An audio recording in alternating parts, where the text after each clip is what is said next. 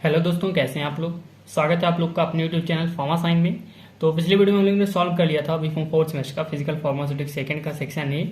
और सेक्शन भी हमने बताया था कि लगभग से 2019-20 का हमने सॉल्यूशन देखा था, हमने सॉल्व कर लिया था उसको। तो उसमें जो सेक्शन भी है बिल्कुल सेम क्वेश्चन था, तीनों क्वेश्चन उसमें मिल रहे थे जो रिवाइज हो गए थे। तो उसे हम पहले सॉल्व कर चुके हैं, तो आप वहाँ से जाके देख सकते हैं प्ले लिस्ट में, या फिर डिस्क्रिप्शन बॉक्स में लिंक दे दिया गया है, आप वहाँ से जाके देख सकते हैं। ठीक है, तो इसमें जो सेक्शन बी में एक क्वेश्चन, दूसरा मतलब तीनों क्वेश्चन इसमें लगभग सॉल्व हो चुका है, क्योंकि सेम क्वेश्चन थे। तो इसमें जो एक क्वेश्चन का जो एक पार्ट था, give method of size determination, ये इसमें बढ़ा दिया गया था 18 जिसमें मतलब पहले से था, और 19-20 वाले पेपर में इसको हटा दिया गया था। केवल इतना ही आंसर था कि हमें एंडरसन ऑपरेटर्स का जो हमें लेवल डायग्राम की सहायता से उसके बारे में हमें लिखना था, प्रिंसिपल में और वर्किंग में। ठीक है, तो इसको हमें लिखना था। और इसमें जो ये सेकेंड पार्ट था, give the method for size determination, ये 2018-19 में था और 19-20 में हटा दिया गया था। तो हमने 19-20 में सॉल्व किया है। तो ये क्वेश्चन जो है यहाँ एंडरसन ऑपरेटर्स का सॉल्व किया हुआ था, और ये हमारा बच रहा था जो give the method for size determination. तो इसको देख लेते हैं। और फिर सेक्शन सी में हम देखेंगे, इसमें से भी 4 क्वेश्चन हमें मिल रहे थे, 19-20 से लगभग सेम क्वेश्चन रिपीट हुए थे। तो वो हम पहले ही सॉल्व कर चुके हैं, जैसा कि हम बता चुके हैं आपको कि हमारे चैनल पे अपलोडेड है पहले से ही 19-20 का सोल्यूशन। तो इसमें हमने सॉल्व किया है, पीडीएफ में आपको सब प्रोवाइड करा दिया जाएगा, आप वहाँ से जाके देख सकते हैं वीडियो को। ठीक है, तो इसमें जो पहला क्वेश्चन था इलेक्ट्रिकल प्रॉपर्टीज, वो भी सॉल्व हो चुका था। इसमें जो 3 क्वेश्चन हमें सॉल्व करने हैं, जैसे कि explain the direct properties of powder, describe film the theory of emulsion and give. इसमें जो थिक्सोट्रॉपी हमने सॉल्व कर लिया था ब्रीफ में, और इसमें जो 18 में क्वेश्चन और इंक्लूड था, इसमें give application in D port injection. ठीक है, तो डी पोर्ट इंजेक्शन का हमें एप्लीकेशन लिखना था, ये हमें इसमें हम सॉल्व करेंगे क्योंकि उस क्वेश्चन में इंक्लूड नहीं था। और फिर एक क्वेश्चन इसमें explain the working principle of rotational viscometer with the help of label diagram. ठीक है, तो ये हम सॉल्व करेंगे। इसमें 2 क्वेश्चन जो लास्ट के हैं वो पिछले साल मतलब 19-20 में हम लोग सॉल्व कर चुके हैं पिछले वीडियो में, जैसे जीरो ऑर्डर काइनेटिक्स और difference between flocculated and deflocculated suspension. तो इन सबको हमें सॉल्व करने की फिर से जरूरत नहीं है, आप वहाँ से जाके देख लीजिएगा, पीडीएफ आपको प्रोवाइड करा दिया जाएगा। ठीक है, तो चलिए स्टार्ट करते हैं। पहले आते हैं सेक्शन बी में। सेक्शन बी में जो एक पार्ट इसमें बड़ा हुआ था, give the method of size determination, पहले उसको देख लेते हैं, उसके बाद सेक्शन सी को सॉल्व करते हैं। तो एक क्वेश्चन है, give the method for size determination. Size determination के कौन कौन से मेथड है हमारे पार्टिकल साइज डिटर्मिनेशन को, उसको हमें लिखना है। ठीक है, तो इसमें कई सारे मेथड है, there are the various method to estimate particle size. जैसे पहला हो गया electron microscopy, optical microscope, sieving method, sedimentation method और काउल्टर काउंटर मेथड। ठीक है, तो इसमें हमें बेसिकली शॉर्ट रूप में लिखना है, क्योंकि ये क्वेश्चन में पहले से इंक्लूड है जो हमारा एंडरसन ऑपरेटर्स है। जो एंडरसन ऑपरेटर्स है इसमें आप देख सकते हैं सेक्शन बी में, ये एंडरसन ऑपरेटर्स है, ये बेसिकली किसका है, टाइप का है, ये सेडिमेंटेशन मेथड का, जिसमें 1 से 200 माइक्रोमीटर जिसका हम पार्टिकल्स का रेंज होता है, जिसको हम डिटरमाइन करते हैं। ठीक है, तो सेडिमेंटेशन मेथड का ये एंडरसन ऑपरेटर्स। तो ये हम सेडिमेंटेशन मेथड का एक यहाँ पे हो ही चुका है, जो हमारा बचा इसमें 4 electron microscope, optical microscope, sieving method और कूल्टर काउंटर मेथड। तो अगर चारों को बहुत ब्रीफ में लिखते हैं तो हमारा बहुत लॉन्ग आंसर हो जाएगा। तो लॉन्ग आंसर में है ये, वैसे ये 10 नंबर का क्वेश्चन है।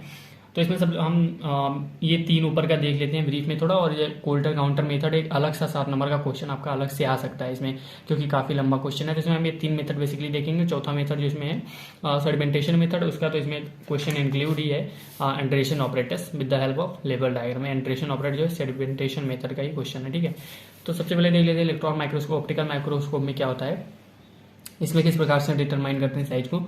इसमें रेंज जो होता है एनालिसिस का 0.2 से 100 माइक्रोमीटर होता है, इतने रेंज तक हम इसमें पार्टिकल साइज को डिटरमाइन कर सकते हैं। This method is used to determine the projected area diameter. ठीक है, डायमीटर प्रोजेक्टेड एरिया को ये डिटरमाइन करता है। ए ड्रॉप ऑफ सस्पेंशन और emulsion is mounted on the slide. तो सबसे पहले माइक्रोस्कोप अगर आप प्रैक्टिकल कर चुके होंगे तो आप समझ रहे होंगे कि सबसे पहले इसका क्या बनाते हैं, स्लाइड बनाते हैं। स्लाइड बना के उसको हम आई पीस पे रख के फिर उसको देखते हैं, और ज़्यादा उसको और भी बारीकी से अगर देखना होता है तो उसका हम पिक्चर ले लेते हैं। ठीक है, उसी में सेट होता है, तो इस प्रकार से हम उसको और भी अच्छे तरीके से देख सकते हैं। तो वही इसमें उठा के लिख दिया गया ऑप्टिकल माइक्रोस्कोप में, क्योंकि वही प्रोसीजर है, सेम प्रोसीजर है। तो ड्रॉप ऑफ सस्पेंशन और emulsion is mountain on A slide और ए रूल सेल, मतलब हम इमल्सन या सस्पेंशन का जो है ड्रॉप बनाते हैं, उसके बाद उसको हम स्लाइड पे रखते हैं। The microscope eyepiece is fitted with a micrometer. Eyepiece को उसको फिट कर देते हैं, the size of particle can be estimated, और पार्टिकल साइज को उसमें देख सकते हैं।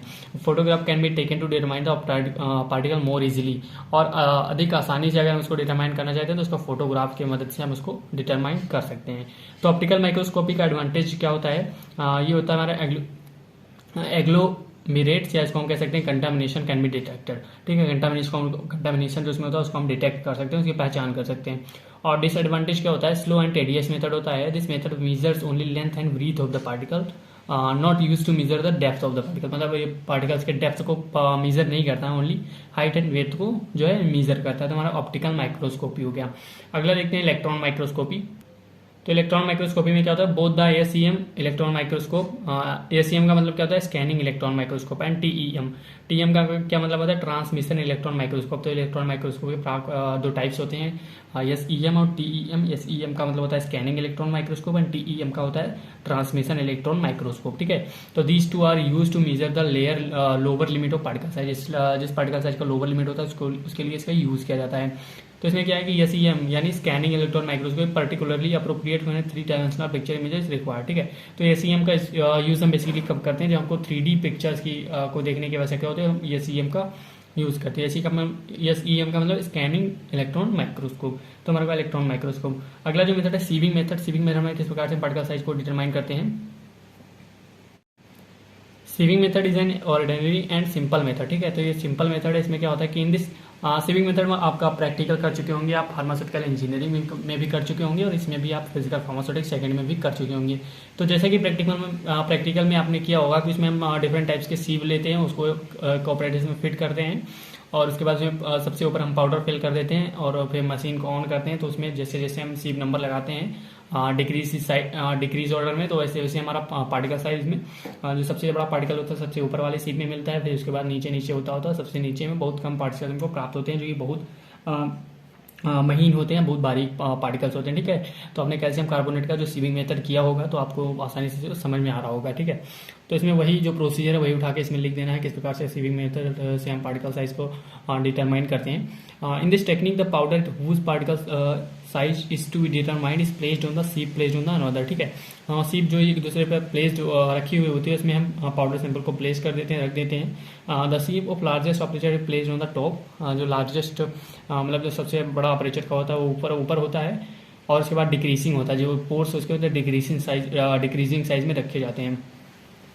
द पाउडर पासेस थ्रू सीप्स and retain on that seep depending upon their size. The data obtained and analyzed and the particle size as well as the size distribution is calculated.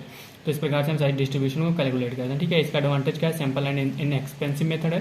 Disadvantage क्या है, particle value size of 50 micrometer differ to measure. ठीक है, जो 50 micrometer से कम के particles होते हैं size के, वो इसमें मतलब मीजर नहीं हो पाते हैं, और इसमें जो होता है क्लॉगिंग हो सकता है सीप्स में, क्योंकि पाउडर का क्लॉक का फॉर्मेशन हो जाएगा। अगर थोड़ा भी मॉइस्चर आ जाता है तो इसमें क्लॉगिंग हो जाएगा। ठीक है, जिसमें थक का मतलब जम जाएगा तो डिस्ट्रीब्यूशन में वो इफेक्ट करेगा। ठीक है, सही से डिस्ट्रीब्यूट नहीं हो पाएगा, सही से उसका पार्टिकल का हम डिटरमाइन नहीं कर पाएंगे। और ये जो है पाउडर लार्ज अमाउंट में चाहिए होती है उसका डिटर्मिनेशन करने के लिए। तो हमारा इलेक्ट्रॉन माइक्रोस्कोप हो गया, ऑप्टिकल माइक्रोस्कोप हो गया, और ये सीविंग मेथड हो गया। चौथा जो सेडिमेंटेशन मेथड, सेडिमेंटेशन का इसमें क्वेश्चन भी दिया ही गया है कि एंडरसन ऑपरेटर जो इसमें पूछा गया है, ये जो सेडिमेंटेशन मेथड का ही एग्जाम्पल है। तो हमारा जो सेक्शन बी का एक क्वेश्चन जो 18-19 में जोड़ा गया था, 19-20 में इसको हटा दिया गया था, जब हमने सॉल्व कर चुकी थी, तो आधा हमने सॉल्व किया था 19-20 में, आधा इसमें सॉल्व हो गया मेथड ऑफ साइज डिटर्मिनेशन का। ठीक है, तो यहाँ पे हमारा सेक्शन बी जो है समाप्त होता है। सेक्शन सी में देख लेते हैं, इसमें भी 4 क्वेश्चन हम लोग सॉल्व करेंगे। तो इसमें जो पहला क्वेश्चन है, explain the derive properties of powder. तो पाउडर की डिराइव प्रॉपर्टीज क्या क्या है उसको हमें देखना है, देख लेते हैं।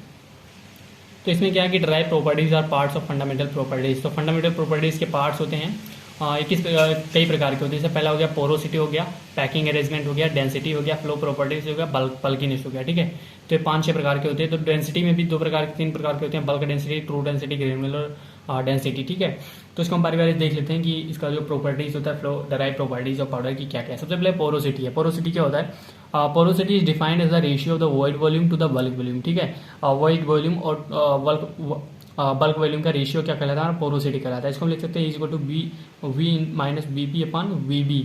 ठीक है, तो इसमें और क्या लिख सकते हैं, पॉइंट्स हम लिख सकते हैं, देख लेते हैं। In this non porous material the bulk volume is equal to the true volume. इसमें बल्क वॉल्यूम जो होता है ट्रू वॉल्यूम के बराबर होता है। Most of the solids are porous that is they have internal pores, hence the bulk volume is greater than the true volume. इसमें bulk volume क्या है, ज़्यादा होता है ट्रू वॉल्यूम से, क्योंकि इसमें इंटरनल पोर्स पाए जाते हैं। ठीक है, ये भी 2 प्रकार के होते हैं, इंट्रापार्शियल पोरोसिटी एंड इंटरपार्शियल एंड इंटरपार्शियल पोरोसिटी। तो इंटरपार्शियल में पोरोसिटी में क्या होता है, it means space with in a single layer particle, और जो है इंटर पार्शियल पोरोसिटी में क्या होता है, it means space between two और more other than two particles, ठीक है। तो हमारा पोरोसिटी हो गया। अगला देख लेते हैं पैकिंग अरेंजमेंट क्या होता है। तो पैकिंग अरेंजमेंट में particles of powder in heap are constant while one another, ठीक है। तो हीप का मतलब यहाँ क्या होता है, जैसे ढेर, पाउडर का ढेर हो गया उसे हम हीप कहते हैं। तो पार्टिकल्स जो पाउडर के होते हैं वो क्या होते हैं, ढेर में होते हैं, कांस्टेंट और कांस्टेंट होते हैं एक दूसरे से। इसमें क्या होता है कि two types of packing are possible theoretically. इसमें क्या है कि टू टाइप्स ऑफ पैकिंग जो है पॉसिबल होते हैं। पहला हो गया क्लोजेस्ट हो गया, लूजेस्ट हो गया, ठीक है। रोमोहेड्रल कहते हैं इसको हम, जैसे क्लोजेस्ट को हम रोमोहेड्रल भी कहते हैं, और इसको जो है लूजेस्ट को हम क्यूबिक कहते हैं, ठीक है। तो इसमें थ्योरेटिकल क्या होता है 26% होते हैं, इसमें 48% होते हैं, इसमें प्रैक्टिकली जो होता है 30% है, इसमें 50% होते हैं जो हमारे अरेंजमेंट होते हैं, पैकिंग अरेंजमेंट, ठीक है। तो इसमें क्या लिख सकते हैं, तो इसका स्ट्रक्चर इस प्रकार से हो सकता है, और इसका जो क्यूबिक स्ट्रक्चर होता है, इसमें वाइड स्पेस यहाँ पे पाए जाते हैं, देख लेते हैं आप देख सकते हैं इसमें। तो इसमें क्या लिख सकते हैं हम, next point, if spherical particles are present in the heap, theoretical porosity of 26% in the closest and 48% in the loosest packing are possible, ठीक है। अगर spherical particle के साथ हीप में प्रेजेंट है तो theoretical porosity क्या होगी, 26% होगी किसमें, क्लोजेस्ट में, और लूजेस्ट में क्या होगी 48% होगी। But in actual situation porosity of 30% and 50% are received. Actual situation में क्या होता है कि पोरोसिटी जो 30% रिसीव्ड होती है तो 50% रिसीव्ड होती है। If the particles have different size porosity lower up to 25%, 26% theoretically, because particle fit in the void space. If particle contain aggregates, the porosity में 90 beyond go beyond 48% theoretically. अगर particles क्या होते हैं कि एग्रीगेट कंटेन करते हैं तो इसमें क्या होता है कि जो हमारा पोरोसिटी होती है किसमें 48% थ्योरेटिकल होती है, ठीक है। तो हमारा होगा पैकिंग अरेंजमेंट। अगला जो ड्राइव प्रॉपर्टी में आता है डेंसिटी। डेंसिटी क्या होता है, density defined as the mass per unit volume, ठीक है। इसकी डेफिनेशन क्या होती है, density defined as the mass per volume. तो 3 प्रकार की डेंसिटी हम देख सकते हैं यहाँ पे, true density, bulk density, granular density. सबसे पहले देखते हैं ट्रू डेंसिटी क्या होती है। It is defined as the ratio of the given mass of the powder, ठीक है। ये रेशियो होता है किसका, जो मास ऑफ पाउडर दिया जाता है उसका रेशियो होता है।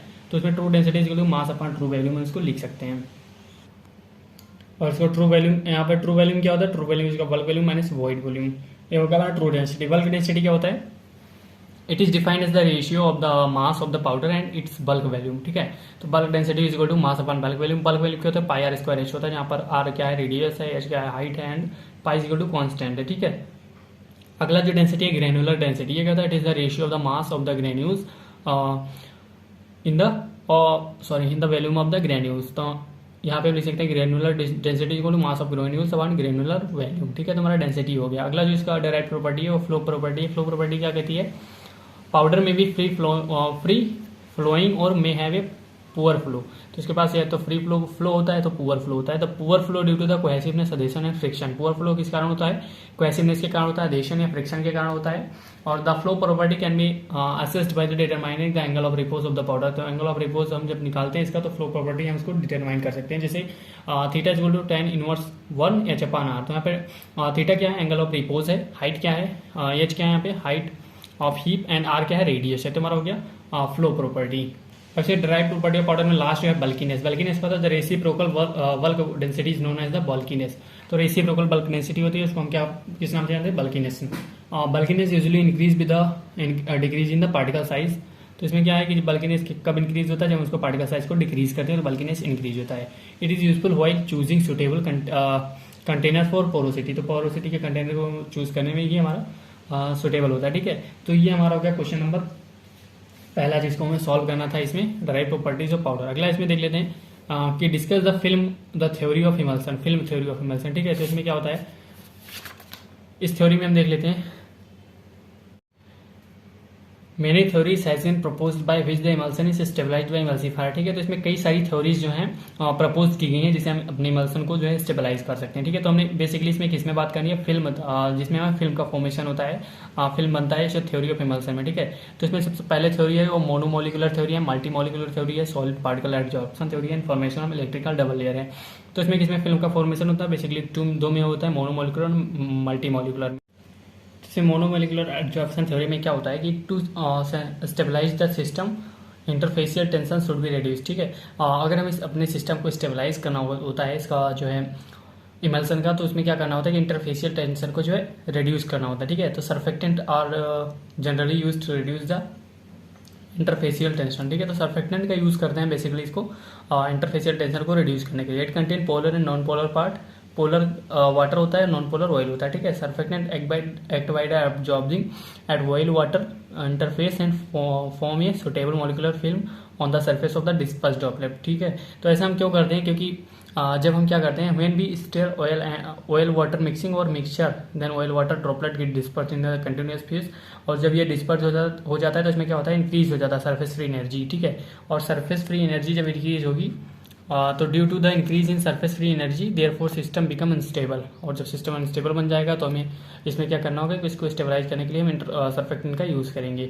The film act as a barrier against collisions of the globules of dispersed phase and subsequent prevent the breaking of emulsion, ठीक है। तो ये हमारा फॉर्मेशन ऑफ मोनोकुलर फिल्म हो जाएगा, तो मोनोमोलिकुलर एडजॉर्प्शन थ्योरी कहते हैं। इसमें ऑयल फेज हो गया, तो ये हो गया वाटर यानी हाइड्रोफिलिक हो गया, हाइड्रोफिलिक पार्ट हो गया, और ये हो गया टेल जो है लाइपोफिलिक पार्ट हो गया, ठीक है। तो हमारा मोनोमोलिकुलर एडजॉर्प्शन थ्योरी हो गया। अब आता है मल्टी मोलिकुलर एडजॉर्प्शन थ्योरी। इसमें क्या होता है कि hydrophilic polymer such as the Acacia and Vedgum carboxyl methyl cellulose HPMC methyl cellulose are used to achieve the rigid interfacial film, ठीक है। Hydrophilic polymer form a multi molecular film on the surface of the dispersed droplet and prevent collisions, तो collisions को जो है prevent करता है। They also act by making the medium viscous, they do not reduce interfacial tension, interfacial को tension को reduce नहीं करता है। तो इसका formation of multi molecular film का फॉर्मेशन होता है हमारा। तो यहाँ पे एक क्वेश्चन भी हमारा यहाँ पे समाप्त होता है जो था हमारा describe film the theory of emulsion, ठीक है। अब इसमें नेक्स्ट क्वेश्चन तो था व्हाट इज थिक्सोट्रॉपी। थिक्सोट्रॉपी हमने ब्रीफली डिस्कस किया 19-20 वाले में। इसमें एक क्वेश्चन जो बढ़ गया है इसमें 18-19 में, give the application of deport injection, ठीक है। तो इसको देख लेते हैं। उसके बाद लास्ट क्वेश्चन जो हमारा रोटेशन ऑफ विस्कोमीटर उसको भी देख लेते हैं, हमारा खत्म हो जाएगा ये जो फिजिकल फार्मास्यूटिक्स सेकेंड। तो थिक्सोट्रॉपी का क्या एप्लीकेशन है, डीपोर्ट इंजेक्शन है। सबसे पहले हम लोग समझते हैं डीपोर्ट इंजेक्शन क्या होता है। डीपोर्ट इंजेक्शन ऐसा इंजेक्शन होता है जो हमारे बॉडी में जब इंजेक्ट करा जाता है तो उसका जो मेडिकेशन होता है बहुत स्लोली रिलीज होता है, ठीक है। तो उसका जो टाइम और ड्यूरेशन ऑफ एक्शन होता है ज़्यादा देर तक होता है, तो उसे हम डीपोर्ट इंजेक्शन कहते हैं। तो थिक्सोट्रॉपी का क्या वर्क होता है, तो इसे आप समझ सकते हैं कि थिक्सोट्रॉपी में क्या होता है कि इसमें विस्कोसिटी को रिटेन कर देते हैं थिक्सोट्रॉपी में, तो वही उसमें डीपोर्ट इंजेक्शन में उसका यूज होता है। तो इसमें लिख सकते हैं the concentrated parenteral system containing 40 to 70% weight by volume procaine penicillin G in water, ठीक है। तो इसमें 40 से 70% जो प्रोकेन पेनिसिलिन जी वाटर में प्रेजेंस होता है। Then it found to have high inherent thixotropy, तो इसमें जो है हाई थिक्सोट्रॉपी यानी शियर थिनिंग सिस्टम पाया जाता है, ठीक है। और जब हम इसको पास करते हैं थ्रू हाइपोडर्मिक नीडल तो ये क्या करता है, ब्रेक डाउन कर देता है हमारा स्ट्रक्चर जो है ब्रेक डाउन प्राप्त होता है हमें इसमें, this lead formation of deport, और ये क्या करता है, फॉर्म करता है डीपोर्ट थिक्सोट्रॉपी में, ठीक है। Of the drug and site of intramuscular infection where the drug was slowly removed and made available to the body. तो ये हमारा एप्लीकेशन ऑफ थिक्सोट्रॉपी भी यहाँ पे समाप्त होता है। लास्ट क्वेश्चन जिसमें हमारा सेक्शन सी में explain the working principle of rotational viscometer with the label diagram. तो रोटेशनल विस्कोमीटर हम लोग देख लेते हैं क्या होता है इसका डायग्राम के अकॉर्डिंग। तो रोटेशनल विस्कोमीटर क्या होता है, rotational viscometer can be used for the accurate measurement of the viscosity for both Newtonian and non Newtonian fluid, ठीक है। तो इसका यूज कहाँ करते हैं हम, मेजरमेंट करने के लिए किसका, विस्कोसिटी का, किसमें, न्यूटोनियन फ्लूइड हो चाहे नॉन न्यूटोनियन फ्लूइड हो। This instrument is divided into 2 major category, 2 major category में बांटा गया है। जैसे सबसे पहला है कप एंड बॉब एंड दूसरा है कॉन एंड प्लेट विस्कोमीटर। तो कप एंड बॉब में क्या होता है कि क्यूटे टाइप होता है एंड स्केलिया टाइप होता है, और इसमें cup and Bob and cone end plate viscometer. सबसे पहले हम देख लेते हैं कप एंड बॉब विस्कोमीटर क्या होता है। तो कप एंड बॉब जो है विस्कोमीटर, इसका आप कंस्ट्रक्शन यहाँ पे देख सकते हैं। इसमें क्या होता है कि ड्राइव शाफ्ट लगा होता है, टार्गो सेट होता है इसमें, ये जो स्प्रिंग नुमा स्ट्रक्चर है इसको रोटेटिंग बॉब लगा हुआ होता है, जिसको हम, इसकी जो हाइट होती है एच होती है, जो रोटेटिंग बॉब से, और ये जो हमारा सैंपल इसमें रखते हैं तो इसमें सैंपल रख देते हैं, और इसमें जो बबल होता है हमारा ट्रैप्ड एयर इसमें बन जाता है स्टेशनरी कप, इसको कहते हैं, ठीक है। तो हमारा कप एंड बॉब का जो है हो गया हमारा ये कप एंड बॉब का हमारा ये स्ट्रक्चर हो गया, इसमें जो हम कह सकते हैं कंस्ट्रक्शन हो गया। तो इसमें क्या लिख सकते हैं, एज द नेम इंडिकेटर, जैसा कि नेम इंडिकेट करता है, cup and bob viscometer consist of a central cylindrical bob and stationary cup, ठीक है। तो सेंट्रल जो है सिलेंड्रिकल बॉब और स्टेशनरी कप ये कंटेन करता है। The sample is sheared in the space between the outer wall of the bob and the inner wall of the cup, ठीक है। तो सैंपल कहाँ रखते हैं, आउटर वॉल जो होता है बॉब की, और इनर वॉल जो होता है कप का, उसमें रख देते हैं। Known weight of the sample is used, sample कितना यूज करते हैं, नॉन क्वालिटी का, नॉन वेट का सैंपल यूज करते हैं। Determine the time taken by the bob to rotate for specific number of times and convert into RPM में इसको convert कर देते हैं, ठीक है। विस्कोसिटी इसमें क्या कैसे हम कैलकुलेट करते हैं, ईटा इज इक्वल टू के डब्ल्यू बाई वी, जिसके के क्या है हमारा इंस्ट्रूमेंटल कांस्टेंट है, तो हमारा कप एंड वो विस्कोमीटर हो गया। अगला इसका जो सेकंड टाइप है ये है cone end plate viscometer, cone end plate viscometer, ठीक है। तो इसमें जो स्ट्रक्चर है थोड़ा छोटा बन गया हमसे, आप बड़ा बना सकते हैं, ठीक है। तो इसमें क्या होता है, ये रेडिएशन होता है, सेकंड में रोटेशन होता है, रोटेशन कोन इसमें लगा होता है, इसको आर कहते हैं, और यहाँ पे रेडियस होता है, ठीक है। तो कोन एंड प्लेन विस्कोमीटर, इसको स्टेशनरी प्लेन कहते हैं, ये जो स्ट्रक्चर आप देख रहे हैं। It consist of the flat stationary plate and wide angle rotating cone is placed centrally above it, ठीक है। और the sample is placed at central of the stationary plate and then it is raised into the position under the cone. और बाद में ये क्या होता है, राइज हो जाता है हमारे पोजीशन जो अंडर कोन के अंडर का पोजीशन होता है उसी में, ठीक है। As a result the sample is sheared in a narrow gap, जैसे कि इसमें जो सीयर्ड होता है सैंपल का वो नैरो गैप होता है, ठीक है, नैरो गैप में होता है बिटवीन द स्टेशनरी प्लेट के बीच में एंड रोटेटिंग कोन, किसके बीच में, स्टेशनरी प्लेट और रोटेटिंग कोन के बीच में इसका जो है सीयर सैंपल का सीयर अप्लाई होता है नैरो गैप में। The rate of seer is RPM is increase और डिक्रीज, जो इसका आरपीएम है या तो इंक्रीज होगा तो डिक्रीज होगा, उसको हम कैसे कैलकुलेट करेंगे, इस फॉर्मूले से, eta is equal to K T by B, जहाँ पे टी क्या है, टॉर्क रीडिंग है, V is equal to RPM है, एंड के क्या है हमारा यहाँ पे इंस्ट्रूमेंट कांस्टेंट है, ठीक है। तो ये हमारा जो है सेक्शन सी भी यहाँ पे समाप्त होता है। तो फिर फिजिकल फार्मास्यूटिक्स का सेक्शन हमने कल सॉल्व कर लिया था, कल वाली वीडियो में, आज सुबह वाली वीडियो में देखा हमने। और ये जो हमारा सेक्शन बी का जो बचा हुआ पार्ट था, एक बाकी तो सेम क्वेश्चन थे, एक क्वेश्चन इसमें पड़ा हुआ था उसको हमने सॉल्व किया, इसमें जो सेक्शन सी के बचे हुए क्वेश्चन थे उसको हमने सॉल्व कर लिया, ठीक है। तो ये हमारा फिजिकल फार्मास्यूटिक्स सेकंड का 18-19 का सोल्यूशन भी यहाँ पे कंप्लीट होता है, 19-20 का पहले ही हो चुका है।